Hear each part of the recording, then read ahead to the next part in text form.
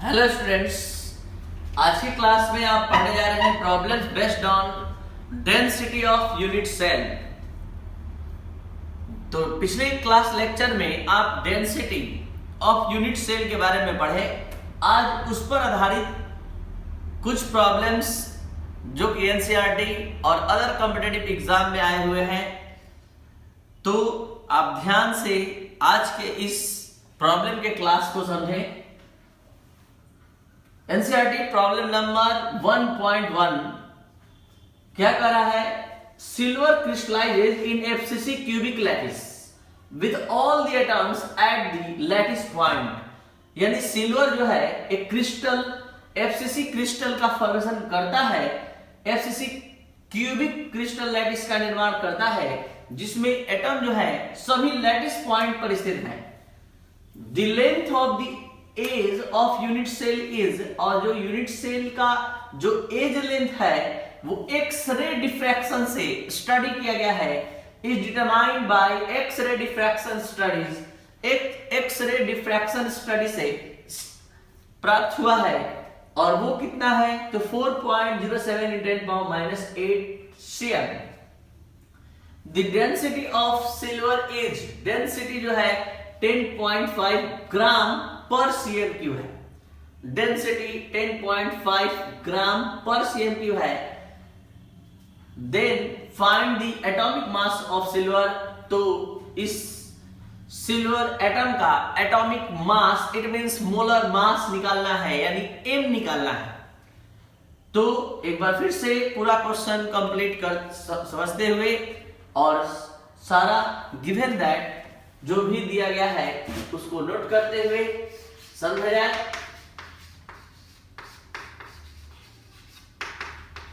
Silver crystallisation इन FCC. आप सभी student को इतना तो पता हो चुका होगा कि एफसीसी का नाम सुनते ही आप number of atoms, rank of unit cell जान गए होंगे 4।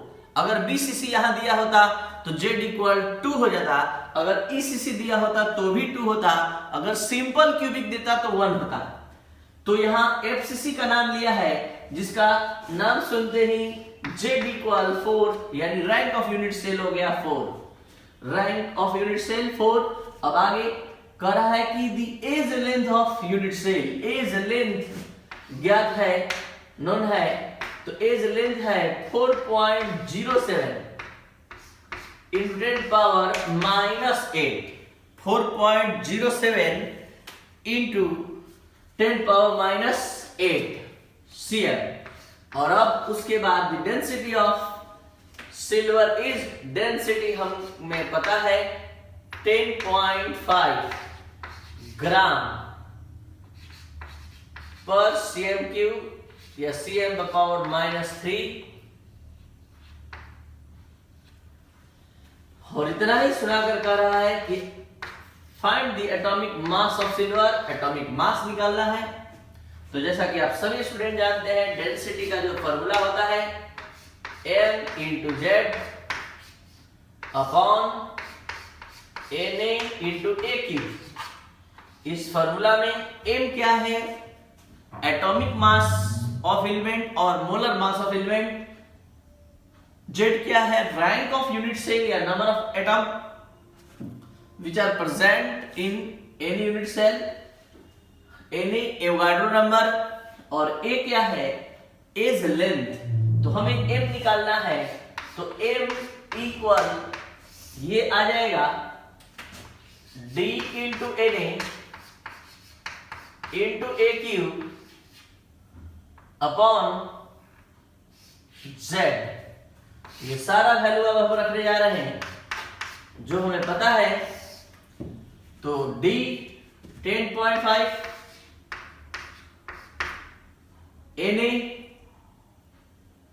एवोगाड्रो नंबर, तो Avogadro number 6.022 × 10⁻23। A edge length 4.07 × 10⁻⁸, और जो Z का वैल्यू है 4। तो ये सारा वैल्यू रखकर सॉल्व करने पर आ रहा है 107.14 ग्राम पर मोल। तो ये है इसका मोलर मास, ये है इसका एटॉमिक मास। अब हम बात करते हैं एनसीईआरटी प्रॉब्लम नंबर 1.18 का। ये क्वेश्चन बहुत ही इंपॉर्टेंट है, समझने लायक है। ध्यान से स्टूडेंट आप समझेंगे और इसमें कुछ कॉन्सेप्ट भी है। हर एक क्वेश्चन जो हम सेलेक्ट करते हैं किसी टॉपिक के बाद पढ़ाने के लिए, वो कॉन्सेप्चुअल होता है, कुछ ना कुछ जरूर समझाता है। इसलिए आप बारीकी से उसके आंसर को, उसके कॉन्सेप्ट को समझिए। हम केवल सॉल्व नहीं करते हैं, हम हर एक टर्म पर डिस्कस करना चाहते हैं, समझाना चाहते हैं कि ये क्वेश्चन हमें क्या सिखाया।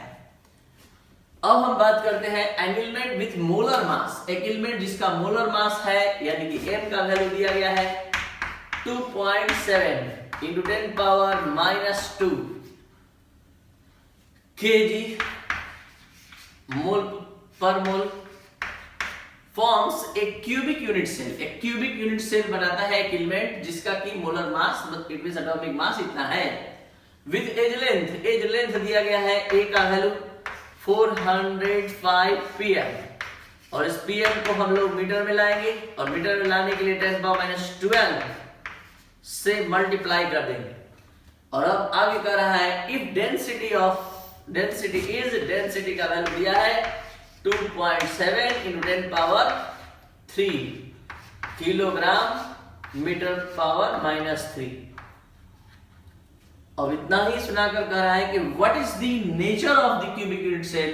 तो यूनिट सेल का, क्यूबिक यूनिट सेल का नेचर क्या होगा, आपको बता दें स्टूडेंट। यहां नेचर का मतलब कि आपका यूनिट सेल एफसीसी है कि बीसीसी है कि ईसीसी है कि प्रिमिटिव है। तो ये पता इस चार फैक्टर में से किससे चल सकता है, तो वो है Z rank of unit cell. ये जो टोटल नंबर ऑफ एटम्स है, इसके माध्यम से हम जान पाएंगे कि नेचर क्या होगा यूनिट सेल का। अगर जेड का मान 4 आता है तुरंत हम बता देंगे क्या कि एफसीसी है। अगर जेड का मान 2 आता है तो बीसीसी या एसीसी है। अगर 1 है तो प्रिमिटिव यूनिट सेल है। तो इस तरह से यहां nature of unit cell, cubic unit cell का पूछने का तात्पर्य है कि आपको जेड का वैल्यू निकालना है, और जेड का वैल्यू आते ही हम तुरंत यूनिट सेल का नेचर, इट मींस टाइप बता पाएंगे। तो इसके लिए फिर से स्टार्ट करते हैं डेंसिटी का formula m into z upon Na into Aq। एक स्पेशल अनाउंसमेंट था स्टूडेंट आप लोग की junior, it means 11th class के स्टूडेंट के लिए, कि जो भी स्टूडेंट आप लोग के संपर्क में है उनको आप इस YouTube लेक्चर के बारे में, क्लास के बारे में बतलाइए। 12th जून से फ्राइडे को उन लोग का भी क्लास इसी तरह से स्टार्ट होने जा रहा है। इस संपूर्ण लॉकडाउन में यह व्यवस्था आप समझ सकते हैं कितना कारगर साबित हो रहा है। आपको बता दें कि पिछले साल से भी हम लोग 20 डेज आगे चल रहे हैं सिलेबस में, और उन लोगों का भी सिलेबस पीछे नहीं होगा। इसलिए हम सबसे पहले 12th जून को अपना क्लास हर एक चीज को नजरअंदाज करते हुए स्टार्ट करने जा रहे हैं।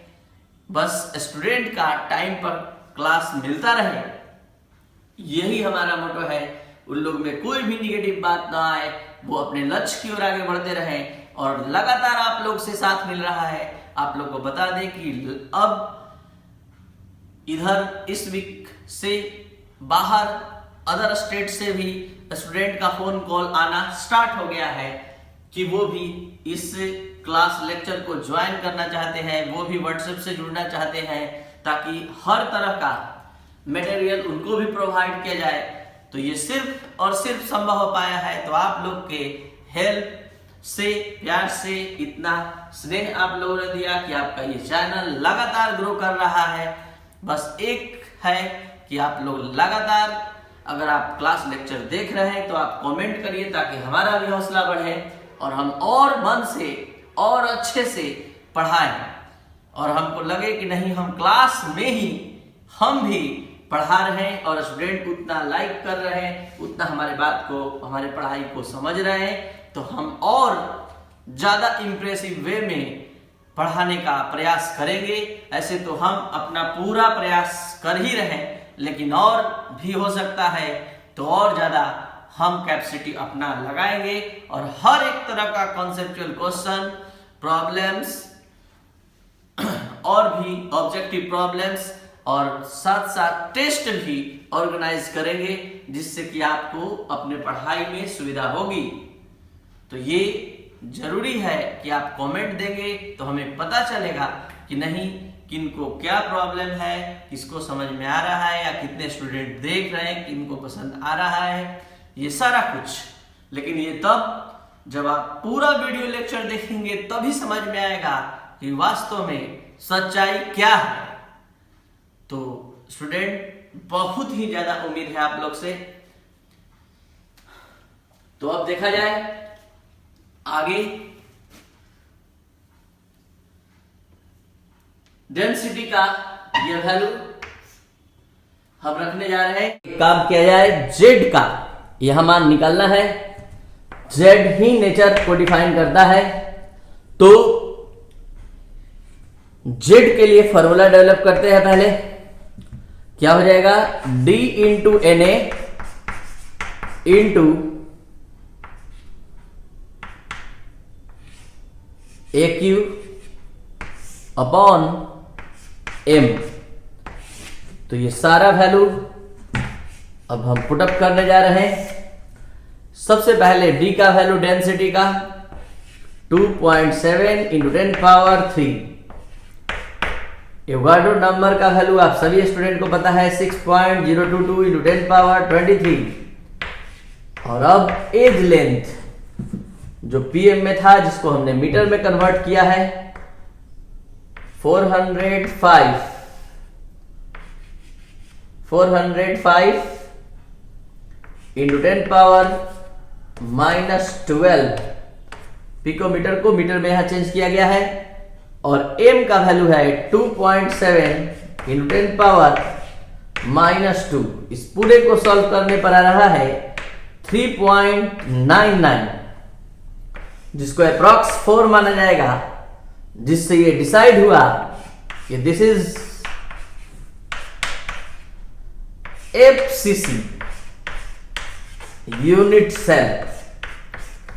हमने अभी तुरंत बताया कि जेड का मान अगर 4 आता है तो वो FCC यूनिट सेल को रिप्रेजेंट करेगा। अगर 2 आएगा तो या तो BCC या तो ECC, और अगर 1 आता तो सिंपल क्यूबिक होता।